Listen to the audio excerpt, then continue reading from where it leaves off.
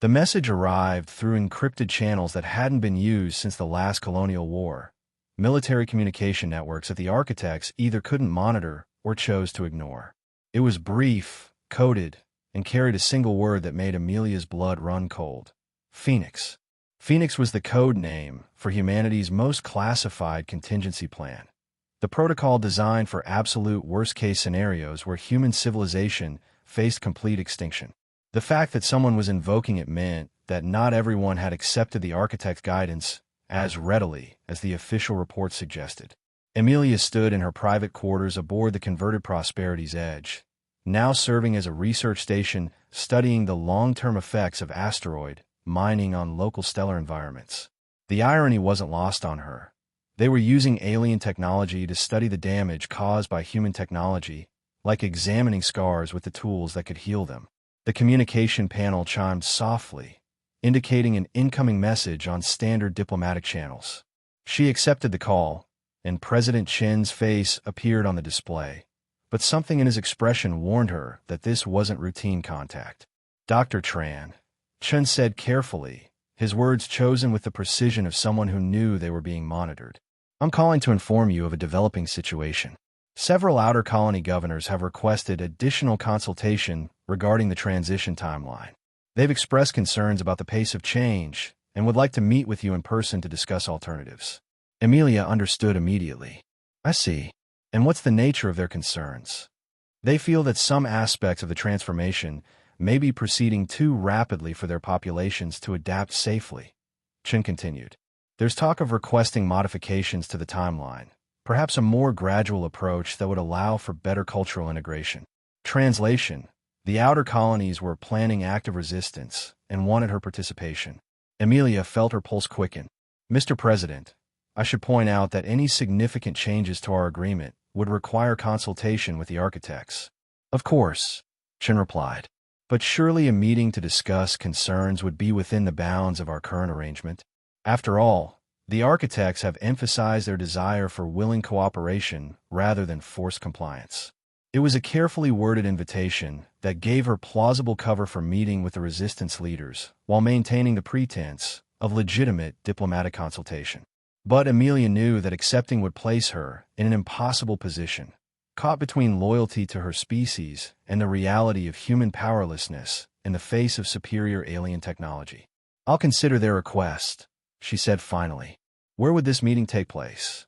The Prometheus research station in the Vegas system, Chen replied. A small, isolated facility currently studying stellar phenomena. Very academic, very peaceful. The kind of place where concerned citizens might gather to discuss the future of human civilization. After the communication ended, Amelia sat in silence, weighing her options. The Prometheus station was indeed a research facility, but it was also one of the most remote installations in human space. Far from architect observation, and positioned near the outer edge of the galactic arm where faster-than-light escape might be possible. If someone were planning a desperate last stand, or an attempt to preserve some fragment of unchanged humanity, it would be the perfect location. Her deliberation was interrupted by another chime from the communication panel. This time, the caller was the caretaker. Dr. Tran. The alien's translated voice carried subtle harmonics that suggested concern. We have detected unusual communication patterns among your outer colonies. There appears to be coordination of some kind occurring beyond normal administrative channels. Amelia's heart sank. Of course, the architects had noticed the resistance movement. Their technology was so far beyond human capabilities that hiding anything from them was probably impossible. I've received similar reports, she said carefully. Some of the colony governors have expressed concerns about the pace of transition. We are aware of these concerns, the caretaker replied. What troubles us is the pattern of communication. It resembles the coordination protocols used by viral intelligences when preparing for aggressive expansion or defensive warfare. The governors are probably just trying to coordinate their response to the changes, Amelia suggested, though she suspected the caretaker wasn't buying her deflection. Dr. Tran, we have observed 17 viral intelligences over the course of our existence. We recognize the patterns. Your people are organizing resistance to our guidance. There was no point in denying it further. Some of them are, yes. They're frightened, confused, and they feel like they're losing everything that made them human. Surely you can understand their reaction. We understand it, the caretaker said grimly. We have seen it before. The question is whether you will help us prevent it from escalating into violence. What are you asking me to do? Attend their meeting. Serve as our eyes and ears among the resistance. Help us understand their intentions so that we can respond appropriately. Amelia felt trapped between impossible loyalties. You're asking me to spy on my own species. We are asking you to help prevent unnecessary suffering, the caretaker corrected. If the resistance movement is planning violence, we will be forced to respond with overwhelming force. If they're simply expressing legitimate concerns, we can address those concerns through dialogue. You can help us determine which situation we are facing. And if I refuse, then we will be forced to assume the worst and act accordingly. The caretaker's patterns shifted to colors that conveyed regret.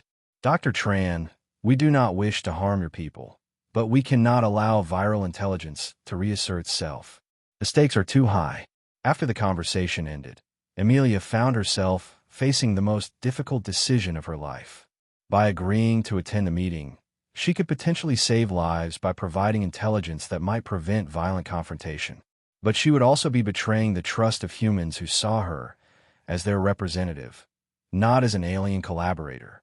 Yet if she refused, the architects might interpret the resistance movement as an existential threat and respond with force that could eliminate the very humans they were supposedly trying to save. In the end, the choice was simple, even if it wasn't easy. She activated her communication panel and sent 2 messages. One to President Chen accepting the invitation to Prometheus Station, and another to the caretaker confirming her willingness to serve as liaison during the crisis. 3 days later, she boarded a modified transport vessel for the journey to Vega.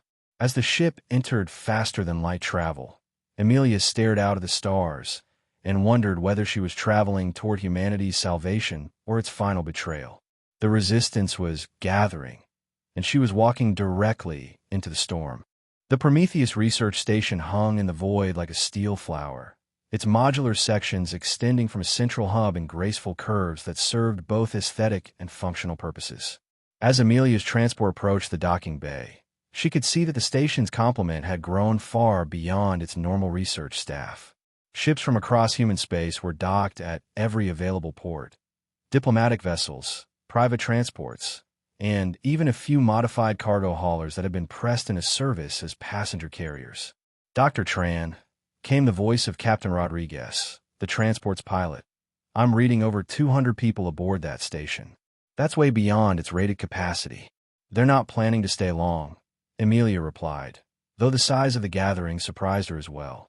The resistance movement was larger and better organized than she had expected. As her ship settled into the docking bay, Amelia felt the weight of her dual loyalty pressing down on her, like the gravity of a massive planet. She was here as humanity's representative, but she was also here as the architect's informant. The contradiction threatened to tear her apart. The airlock cycled open to reveal Admiral Sarah Voss, former head of the Colonial Defense Force and one of the most respected military leaders in human space. Her presence explained much about the gathering. If Voss was involved, this wasn't just a group of disgruntled colonists expressing concerns about the pace of change. Dr. Tran, Voss greeted her with a crisp salute. Thank you for coming. I know this situation places you in a difficult position. Admiral, Amelia replied carefully. I'm here to listen and to help find solutions that work for everyone. Everyone, Voss repeated with a slight smile. That's going to be the challenge, isn't it? Come, the others are waiting. They walked through corridors packed with people, governors, scientists, military officers, and civilian leaders from across human space. The conversations Amelia overheard were passionate and desperate, filled with plans and contingencies that ranged from diplomatic to surgical to suicidal. The main conference room had been expanded by removing several bulkheads, creating a space large enough to accommodate the unprecedented gathering. At the center of the room, a holographic display showed the current status of human space. Red zones marked colonies that had already undergone complete conversion, according to architect specifications. Yellow zones indicated colonies in transition, and the few remaining green zones represented settlements that still maintained their original infrastructure. Governor Hassan Proxima was speaking as they entered. Can't simply accept that human civilization, as we know it, is ending. Our children deserve the same opportunities for exploration and discovery that brought us to the stars. But what choice do we have? Interrupted Dr. Chen from the Titan Research Collective. You've seen demonstrations of their technology. They could sterilize every human world simultaneously if they chose to. Could they? Asked a voice from the back of the room. Amelia turned to see Colonel Morrison, one of the few military officers who had survived the disbanded Colonial Defense Force's final operations. Has anyone actually tested their capabilities, or are we accepting their word about their invincibility? Admiral Voss stepped forward, her expression grim. Colonel Morrison raises a valid point. We've seen impressive displays, but we've never seen them respond to actual military resistance. Our intelligence suggests their ship is powerful but not omnipotent. Amelia felt a chill run down her spine. Admiral, surely you're not suggesting. I'm suggesting that we explore all options, Voss replied. Dr. Tran, you've been our primary contact with these beings. In your professional opinion, is there any possibility of renegotiating our agreement? The question hung in the air like a toxic cloud. Amelia knew that her answer would shape everything that followed, and she was acutely aware that both human resistance leaders and architect monitoring systems were waiting for her response. The architects have been consistent in their communications, she said carefully. They view our expansion as an existential threat to galactic civilization. They're not negotiating. They're offering us a choice between transformation and extinction. That's not an acceptable choice, Governor Hassan said angrily. We're talking about the complete elimination of human culture, human values, human independence. Are we? Dr. Chin challenged. Or are we talking about the evolution of those things? The architects aren't proposing to kill us. They're offering to help us become something better. The room erupted in heated debate, with voices raised in anger, fear, and desperation. Amelia listened to the arguments, some calling for military resistance, others advocating for diplomatic solutions, still others proposing mass evacuation to distant star systems beyond architect reach. Finally, Admiral Voss called for order. We need to face facts, she said. Our current situation is unsustainable. We're slowly losing everything that made us human, piece by piece, system by system. If we're going to act, it has to be now, while we still have the resources and organization to do so. What exactly are you proposing? Amelia asked, though she was afraid she already knew the answer. Voss activated a new display, showing detailed tactical assessments of the architect's ship near Zeta 12. Our best military analysts have studied every piece of data we've collected about their vessel. It's impressive, but it has weaknesses. Limited maneuverability in confined spaces, dependence on biological systems that might be vulnerable to specific weapons, and most importantly, overconfidence in their technological superiority. You're planning to attack them, Amelia said, unable to keep the horror from her voice. We're planning to demonstrate that humanity is not as helpless as they believe, Voss corrected. A surgical strike that disables their ship without destroying it, followed by negotiations from a position of strength rather than weakness. Colonel Morrison stepped forward. We've identified several ships that were decommissioned rather than converted, military vessels that retained their weapons systems. With modification, they could deliver focused electromagnetic pulses designed to disrupt biological computing systems. And if you're wrong? Amelia demanded. If their defenses are stronger than you think, if they have allies we haven't detected, then we go down fighting as humans rather than living as pets, Governor Hassan said grimly. The debate continued for hours, but Amelia could see that the momentum was building toward military action. These people had spent their lives fighting to expand human civilization, and they couldn't accept that the fight was over. They would rather die as humans than live as something else, even if that something else might be objectively better. As the meeting broke up into smaller planning sessions, Admiral Voss approached Amelia privately. Dr. Tran, I need to know, are you with us or against us? It was the question she had been dreading. Admiral, I'm with humanity, but I think you're making a terrible mistake. Maybe, Voss acknowledged, but it's our mistake to make. That's what makes us human. The right to be wrong, the right to choose our own path, even if it leads to destruction. Amelia understood their perspective, but she also understood the architect's response to what they would see as viral intelligence reasserting itself. The resistance movement wasn't just planning a military strike. They were planning a tragedy that would end with the very correction protocols they were trying to avoid. As she returned to her quarters for the night, Amelia faced the most important decision of her life. She could warn the architects about the planned attack, potentially saving lives but betraying her own species. Or she could remain silent and watch humanity's last act of defiance end in catastrophe. The choice would define not just her own future, but the future of human civilization itself. Amelia's quarters on Prometheus Station felt like a prison cell, despite their comfortable furnishings and pleasant view of the local nebula. She had been staring at her communication device for 3 hours, composing and deleting messages to the caretaker. Each time she began to type a warning about the resistance plan, she found herself stopped by the faces of the people she had met. Desperate humans who saw their attack as the last chance to preserve their species' independence. A soft chime indicated an incoming private communication. Admiral Voss's face appeared on the screen, her expression more conflicted than Amelia had ever seen it. "Dr. Tran, I want to speak with you before we proceed. I've been thinking about what you said, about making a terrible mistake." "Admiral, it's not too late to reconsider." "Actually, it is," Voss interrupted. "The operation begins in 14 hours. Our ships are already moving into position. But I wanted you to understand why we're doing this." Voss activated a new display, showing population statistics from across human space.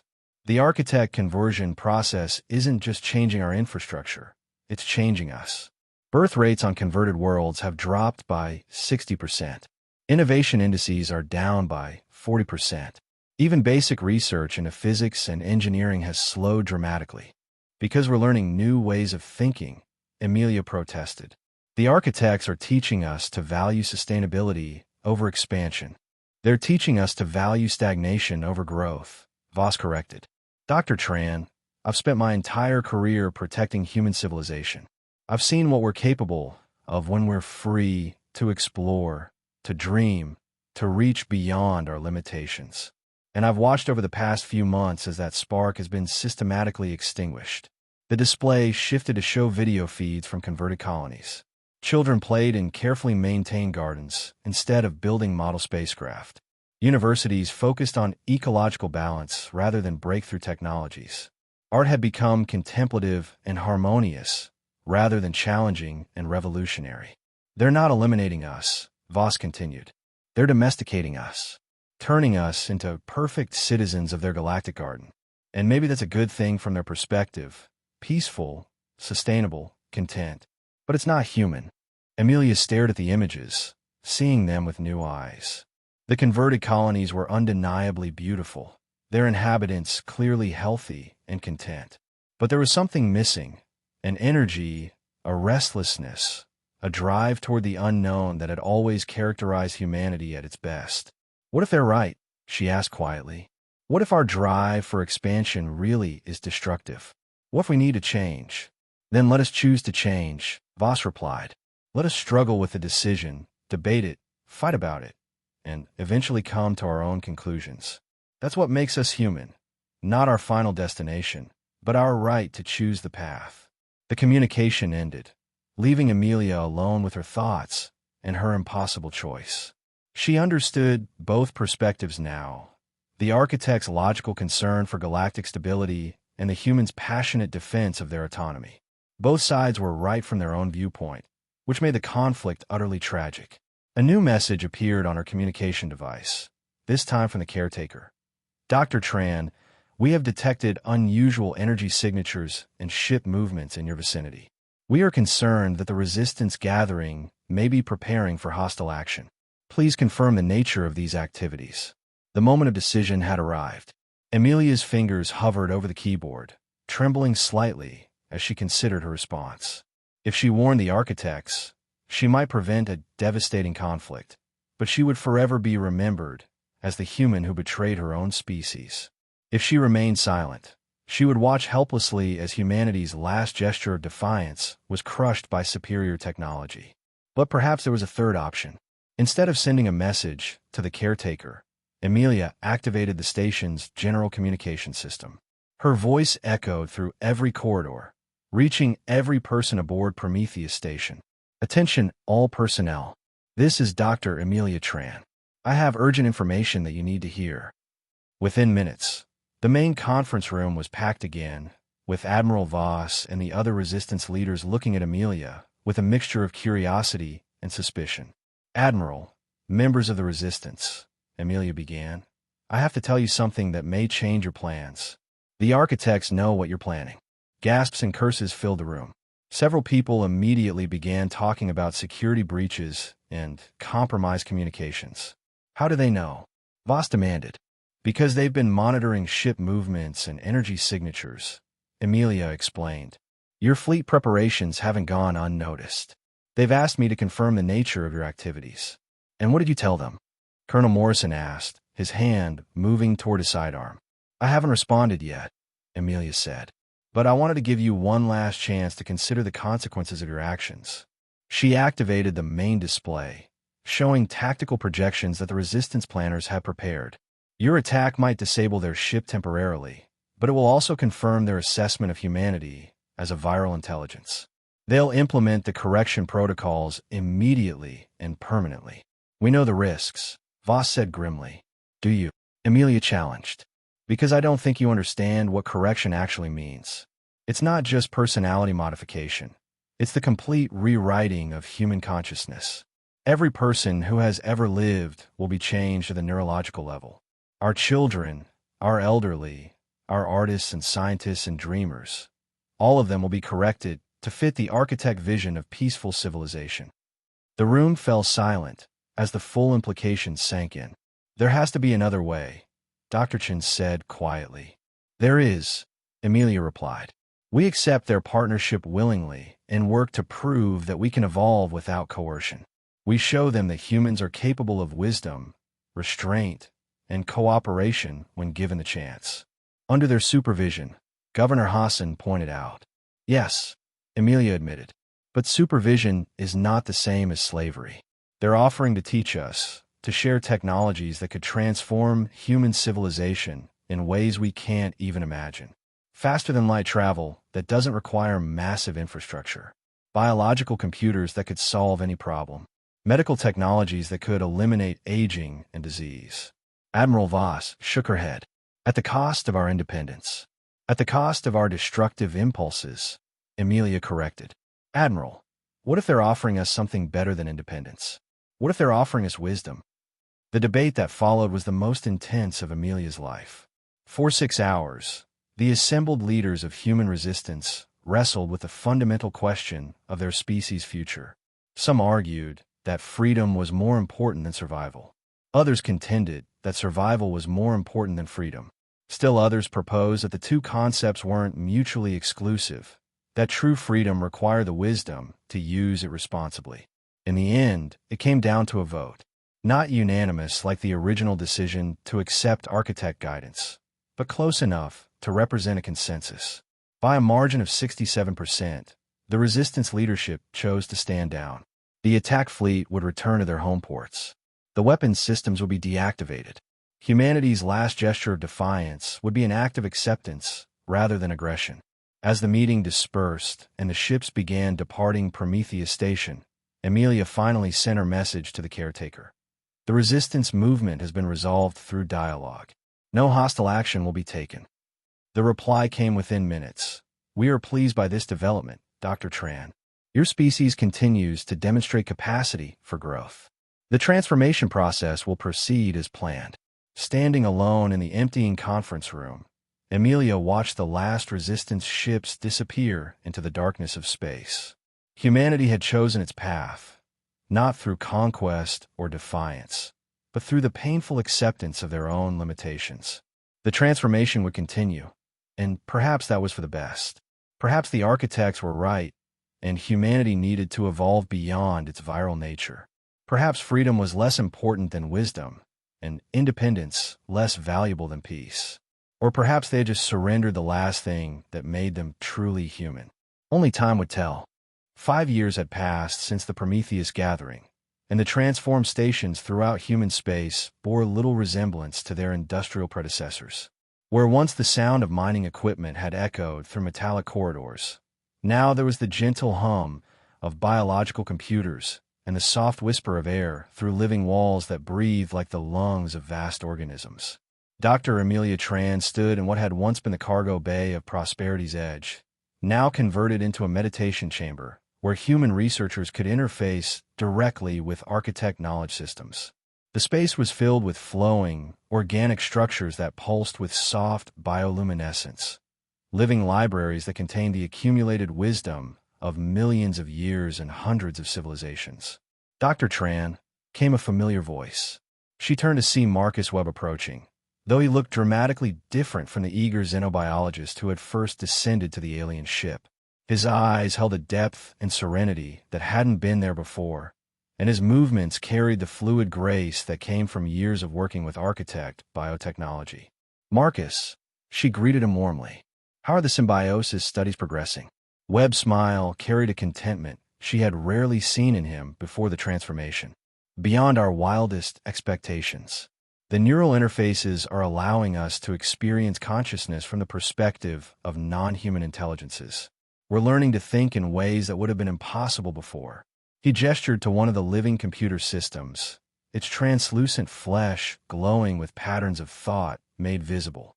Last week, I spent 3 days experiencing the world through the sensory matrix of a Centaurian crystal singer, a species that perceives reality as harmonious mathematical relationships. The insights into physics and consciousness were transcendent. Amelia nodded, though she felt a familiar unease. The benefits of architect partnership were undeniable. Human scientific advancement had accelerated beyond anything they had achieved during their expansion era. Medical technology had eliminated most diseases and extended healthy lifespans to centuries. Environmental engineering had transformed dead worlds into garden paradises that could support vast populations without depleting resources. But sometimes, listening to converted humans describe their experiences, she wondered if they were still recognizably the same species. Marcus, do you ever miss the old ways? The uncertainty, the struggle, the drive to push beyond known boundaries. Webb considered the question with the patience that had become characteristic of humans working closely with architect systems. I miss the illusion that struggle was necessary for growth, he said finally. But now I understand that cooperation is a more efficient path to discovery than competition. The conversation was interrupted by a soft chime indicating an incoming priority communication. The caretaker's image appeared in the air above them, its bioluminescent patterns showing what Amelia had learned to recognize as excitement. Dr. Tran, Dr. Webb, we have remarkable news. Our long-range sensors have detected something unprecedented in the galactic core, evidence of a civilization that may have transcended the viral/non-viral dichotomy entirely. Amelia felt a spark of her old curiosity. What do you mean? A species that achieved faster-than-light expansion without exhibiting viral characteristics, the caretaker explained. They appear to have developed technology and consciousness in perfect balance, spreading across their local galactic region, while enhancing rather than depleting the worlds they encounter. Images began appearing in the air, distant star systems with energy signatures unlike anything the architects had previously encountered, worlds that showed signs of advanced civilization, but also thriving natural ecosystems. Space-based structures that seemed to grow like living things, but exhibited the geometric precision of engineered systems. We have decided to send an expedition to make contact with this civilization, the caretaker continued. It will be the first time in our history that we encounter a species that may be our technological equals. We would like human representatives to accompany the mission. Amelia's pulse quickened. This was exactly the kind of exploration and discovery that humanity had always dreamed of. Contact with an advanced alien civilization, the chance to learn and grow through interaction with truly alien intelligence. When would the expedition depart? She asked. Within 1 of your months. The journey will take approximately 3 of your years, using our fastest vessels. The team will include architect observers, human scientists, and members of the few other species we have guided to non-viral status. Webb leaned forward eagerly. What qualifications are you looking for in human participants? Individuals who demonstrate both human creativity and non-viral wisdom, the caretaker replied. Beings who can represent the best of what humanity has become while retaining the essential qualities that made your species interesting to us initially. After the communication ended, Amelia found herself faced with a choice that felt strangely familiar. Once again, she was being asked to step into the unknown, to represent humanity in a situation that could reshape the future of their species. But this time, the unknown wasn't threatening. It was beckoning. "Marcus, are you going to apply for the expedition?" she asked. Webb nodded enthusiastically. "This is the opportunity of several lifetimes. To meet a species that has achieved what we're still working toward. The perfect balance between expansion and wisdom." Amelia stared at the lingering images of the distant civilization, feeling something she hadn't experienced since before first contact with the architects. Pure, uncompromised wonder. Perhaps this was what they had been moving toward all along. Not the elimination of human curiosity and ambition, but their refinement into something more constructive. "I'm going to apply as well," she decided. Not as humanity's representative to the architects, but as their representative to the stars. Over the following weeks, applications poured in from across human space. Scientists, artists, philosophers, and even some of the former resistance leaders sought to join the expedition. The selection process was rigorous, combining architect evaluation of applicants' non-viral development with human assessment of their continued creative potential.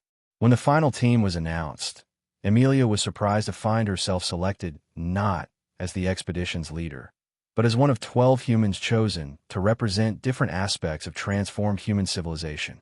The team included musicians who had learned to compose using architect bioacoustic systems, engineers who designed living machines that enhanced rather than exploited natural systems, and philosophers who had integrated human ethics with galactic-scale thinking. The expedition ship itself was a marvel that surpassed even architect standards, a collaborative creation that incorporated design elements from every non-viral species they had encountered. Its hull shifted between states of matter as needed. Its propulsion system bent space-time through controlled biological processes, and its interior spaces could reconfigure themselves to accommodate the psychological and physical needs of any known form of life. As the ship prepared for departure, Amelia stood in the observation deck looking back at human space. The worlds she could see were green and blue and gold. Garden planets where human children grew up speaking to trees that answered back, where cities floated through seas of living crystal, where art and science and philosophy had merged into disciplines that had no names in the old languages. They had lost something in the transformation, the wild, reckless energy that had first carried humanity to the stars. But they had gained something as well, the wisdom to explore without destroying, to grow without consuming, to dream without demanding that all of reality conform to their vision. "Dr. Tran," came a voice behind her. She turned to see Admiral Voss, now serving as the expedition's coordinator for human cultural preservation. The former military officer had adapted to the new era by becoming an expert in maintaining human identity within architect-guided civilization.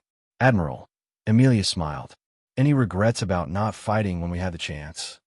Voss considered the question seriously. "I regret the necessity of the choice. But looking at what we've become, at where we're going, I think we chose the path towards something greater than we could have achieved alone." She gestured toward the viewing port, where the expedition ship's destination glowed as a barely visible point of light in the galactic core. "That civilization out there, they figured out how to be both expansive and wise. Maybe they can teach us something new about being human."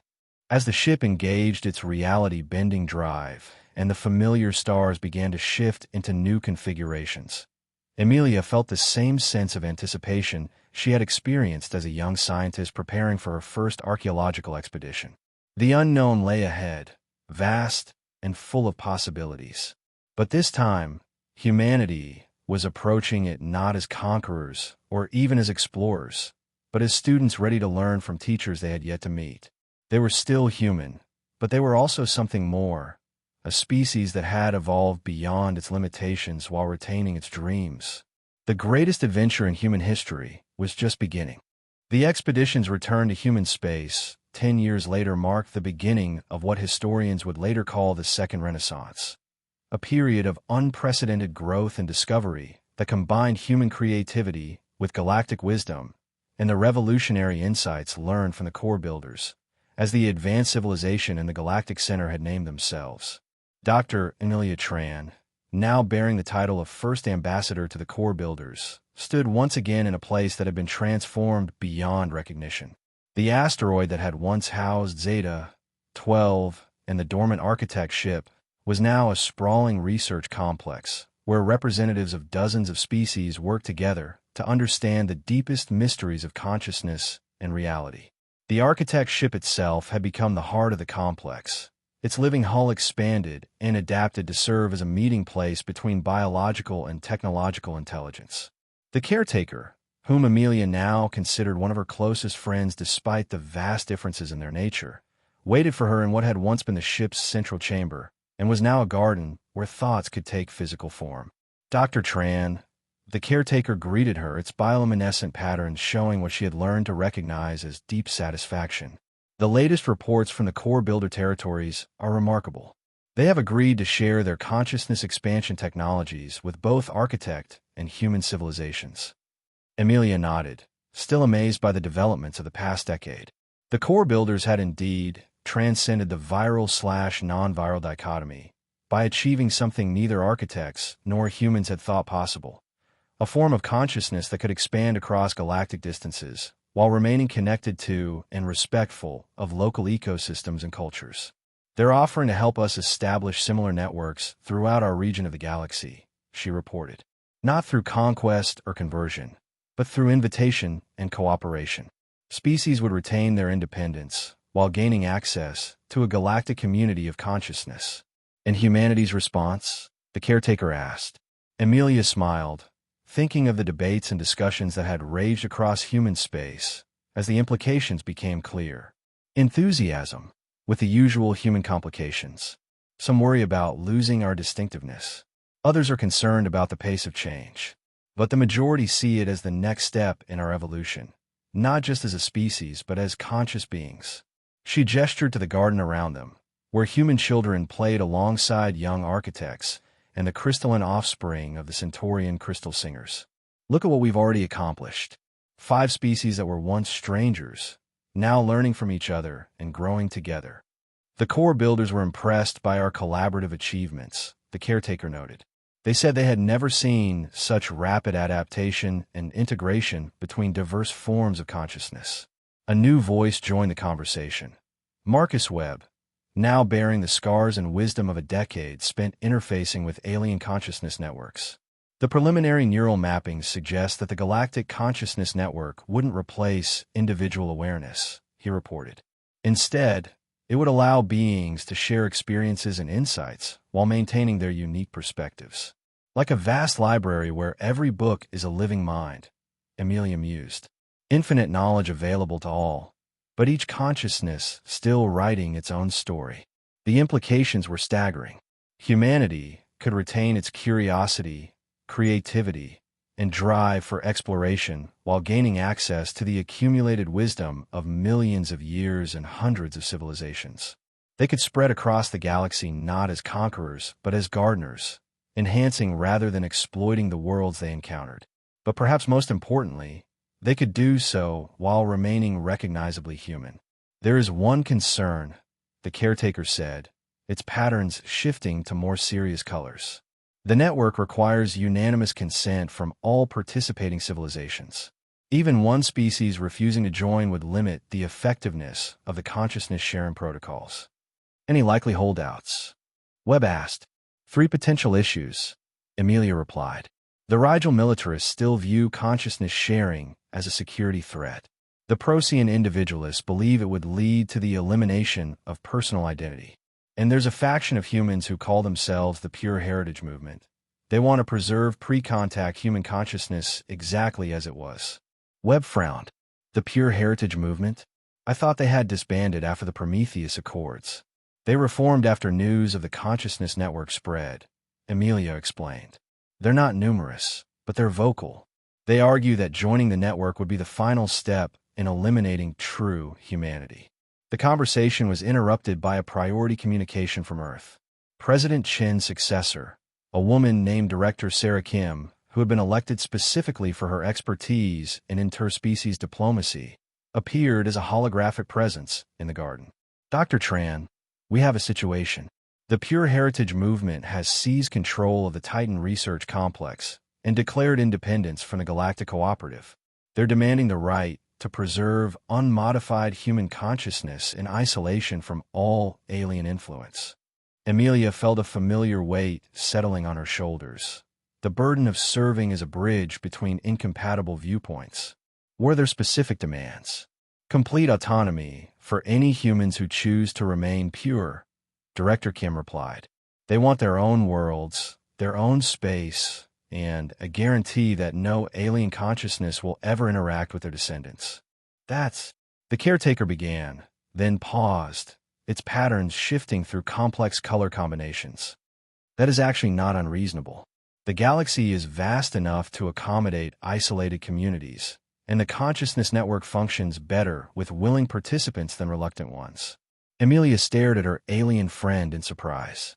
You would support letting them separate entirely? I would support their right to choose their own path, the caretaker replied. We have learned much about the importance of consent over the past decades. If some humans prefer to remain as they were, that choice should be honored. It was, Amelia realized, the final test of everything they had learned about cooperation, respect, and wisdom. The easy solution would be to override the Pure Heritage Movement's objections in the name of galactic unity. The harder but wiser solution would be to respect their choice, while working to ensure it didn't limit the opportunities available to others. I'll go to Titan, she decided, not to convince them to join the network, but to help negotiate a solution that honors their choice while protecting everyone else's right to choose differently. 2 weeks later, Amelia found herself once again in a room full of humans wrestling with fundamental questions about their species' future. But this time, the atmosphere was different. Instead of desperate resistance born of fear, she sensed principled disagreement based on genuinely different visions of what humanity should become. Dr. Elena Vasquez, leader of the Pure Heritage Movement, was a woman in her 70s who had lived through the entire transformation period. Her eyes held the fire of someone who had seen her world change beyond recognition and was determined to preserve at least some fragment of what had been lost. Dr. Tran, Vasquez said as they sat in the research complex's main conference room, I know you think we're being unreasonable, but tell me honestly, do you still feel human? It was a question Amelia had asked herself countless times over the past 15 years. I feel like I'm still me, she said finally, but I also feel like I'm part of something larger than myself. Is that still human? I don't know. Maybe humanity was never meant to stay the same forever. And maybe it was, Vasquez replied. Maybe the thing that made us special was our stubborn refusal to accept limitation, our insistence on remaining ourselves no matter what the universe threw at us, even if that stubbornness led to our destruction. Even then, Vasquez said firmly, Dr. Tran, you've spent 15 years learning to see the universe through alien eyes, but some of us want to preserve the ability to see it through human eyes, unfiltered, unguided, unimproved human eyes. The negotiations that followed were the most complex of Amelia's career, involving representatives from dozens of species and requiring the creation of entirely new categories of citizenship and sovereignty. In the end, they reached an agreement that satisfied no one completely but respected everyone's fundamental rights. The Pure Heritage Movement would be granted sovereignty over several worlds in a remote star system, with guarantees of non-interference from both human and alien civilizations. They would be free to preserve unmodified human consciousness and culture, to expand within their allocated space according to their own values, and to maintain their independence indefinitely. In exchange, they would not interfere with other humans' choices to join the Galactic Consciousness Network, and they would accept monitoring to ensure their isolation remained voluntary rather than imposed. It wasn't a perfect solution, but it was a wise one. For the first time in the history of either species, the choice between different paths of development would be honored rather than eliminated. 5 years later, as the Galactic Consciousness Network came online and human awareness expanded to encompass the thoughts and experiences of beings across 1,000 worlds. Amelia stood once again in the garden aboard the architect's ship. But now she wasn't alone in her own mind. She could sense the gentle presence of the caretaker, the crystalline harmonies of Centaurian consciousness, the vast patience of core builder awareness, and the curious energy of hundreds of other minds that had chosen to join the network. Yet she remained unmistakably herself. Amelia Tran, human, scientist, explorer, bridge builder between worlds and minds.